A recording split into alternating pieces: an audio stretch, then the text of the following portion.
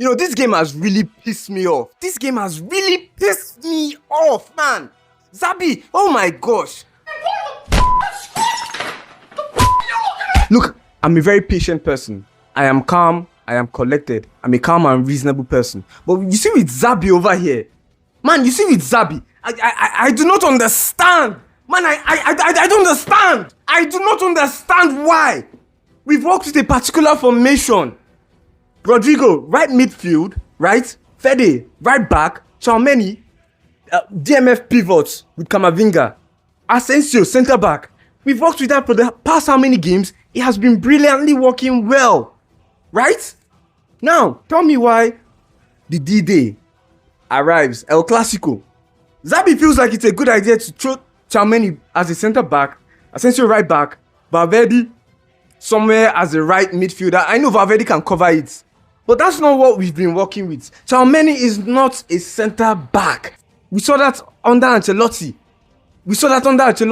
So why do you feel it's a good idea to do the same, to what's the word I'm looking for? Why do you feel it's a good idea to keep doing the same thing over and over again when you know it is not it?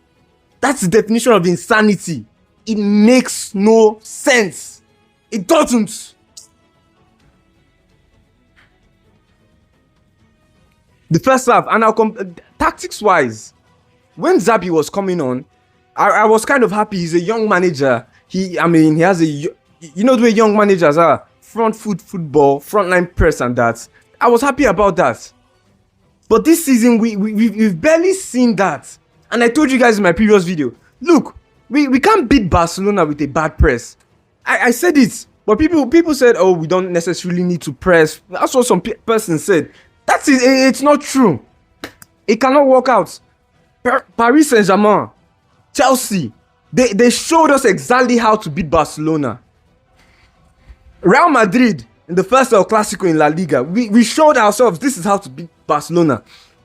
Press, you can't be afraid. In the first half, we played like cowards. Cowards in the first half. I'm not proud of that first half. Because we played like cowards. That kind of football disgusts me. Just sitting back, the Barcelona were passing circles and squares around us. Almost bringing back Pep Guardiola 09 Barcelona in the first half. And I know, yes, we got 2 clear shots on target. Gonzalo, Garcia, Vini, within that space of time. But still, I mean, come on. Surely they would make mistakes. And that's what in the first half, that's all we were trying to do. We were just trying to capitalize on the mistakes they make. We weren't trying to build anything in the first half. And you see, that's why we had a very bad performance. A very bad performance in the first half. Vini's goal was magical. It was sent from heaven, to be honest. And this was, you guys were asking, Vini, leave. Vini, get out of my club. Vini, bench, this and that. This is your Vinícius. And if you ask me, while he was on the pitch, Vini was the best player for both sides. I mean, on both, in the entire game, while Vini was on the pitch, he was the best. Runs, pressing, tracking back, dribbling. Vini had Konde and Kobasi on skates. And then Xabi feels like, you know what? It's a brilliant idea to take out my best player. Why? It's a fantastic idea. That's the problem I'm starting to have with Xabi. Like I said, I'm a rather patient person. But when you make obvious mistakes, why not just sign me as the manager of Real Madrid? Why not just sign me? Because there are some obvious mistakes you make and I'm like, man, why? How? Xabi, you were a professional footballer. How do you do that? And that didn't take the cake. The first substitution, which actually drove me insane. Valverde, the engine we have coming off. Why? If anything, Camavinga should go off so that Adagula could come in. Not Valverde. It so pisses me off and I'm losing my voice over here. I'm losing sleep. I'm losing my voice. I'm losing my sanity. And these guys, they still get paid. This stuff pisses me off, man. It pisses me off. Bellingham was completely... it wasn't a good game for him and that. It wasn't a good game. The second half, the team, they kind of woke up until the subs were made. or was it after the water break? The second half, man, we just fell back. And I know Barcelona's third goal was, more of a fluke goal, whatever. But a goal is a goal. They won the cup, and it's just what it is. And then I was wishing the game was clearly calling for Mbappe earlier on. Clearly calling for Mbappe. So, earlier on. Second half, I know Gonzalo Garcia got us the equalizer, the 2-2 equalizer. Yes, fantastic. But to be honest, it wasn't really a game for him that much. You know what I'm saying? It wasn't really the best of games for him. Barcelona played that high line. Who is the man to break that high line? Pacey kind of players. Vinícius, Mbappe. Put on Mbappe earlier on, for goodness sake. If he's on the bench, if he can kick a football, put him on. Put him on earlier.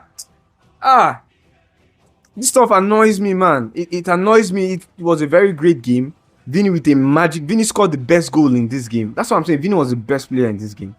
Vini was the best. And Xabi Alonso, you felt like it was a brilliant idea to take him off. I'm not even going to talk about the chances we missed at the end. Carreras and was it Asensio header? I'm not going to talk about any of that, because that's not even. Barcelona have gotten a red card. And if you look, I'm honest. I'm an honest Madrid fan. I do see the reason why, a red card was shown, because it was studs to the leg. Yes. But in all reality, it was more of Kylian crashing into De Jong's, race foot. And it was a failed skill move from Mbappe. You understand what I'm saying? Because De Jong actually committed to the ground earlier, and then Mbappe crashes into him, and then nah. That, if you ask me, it's very debatable. Very, very debatable. And it's leaning more on the side of just being a yellow card, but whatever.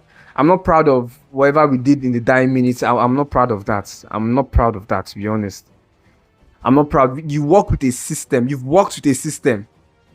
Fine. That system has been working fine. And you change it the D-Day. It makes no sense.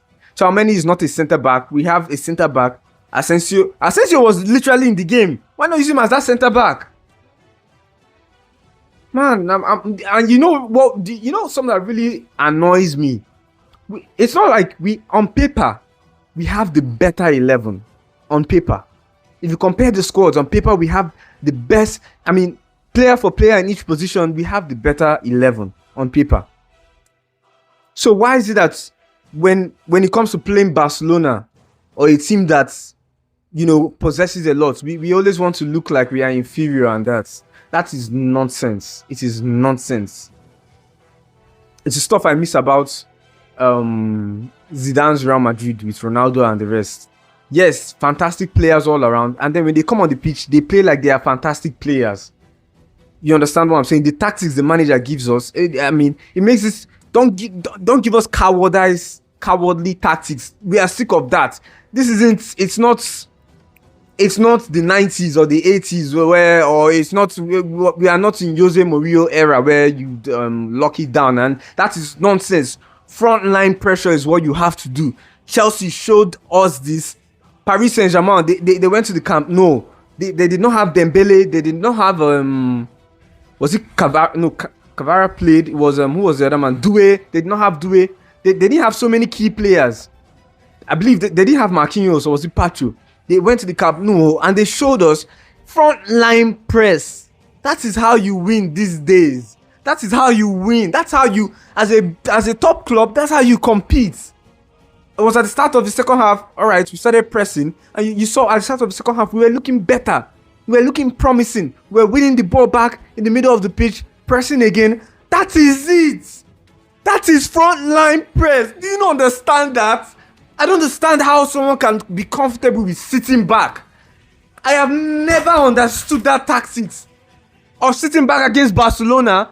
The guys who are professionals at opening up, you can lock it down like I really don't know, but like the safest bank in the world. You can, and Barcelona will find a way. It is what they are known for. It is not a good idea to sit back, especially in the first half when energy is high. When energy is high, you go blow for blow. You frontline press, give it back to them. This is I'm sick of this, man. I'm sick of this, honestly. The main reason I was excited for Xabi Alonso to come as a manager, it's not for anything else. Ancelotti gave us the results. I mean, gave us trophies and that. But then what lacked under Ancelotti was, you know, sometimes we looked very, very clueless under Ancelotti. And under Xabi, I really wanted frontline press. Xabi played under Pep Guardiola at Bayern Munich. Fantastic. Xabi is a Spaniard. He played for the 2010 World Cup Spanish winning team.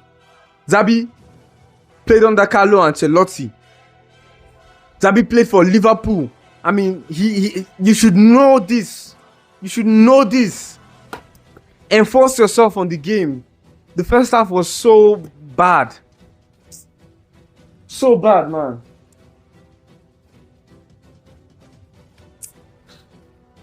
But to end this video, Vinícius, shout out to you. I told you guys in all my videos, I wasn't giving up on Vinícius. If you think I'm lying, check my shorts, check my previous videos. I told you I'm not giving up on that guy.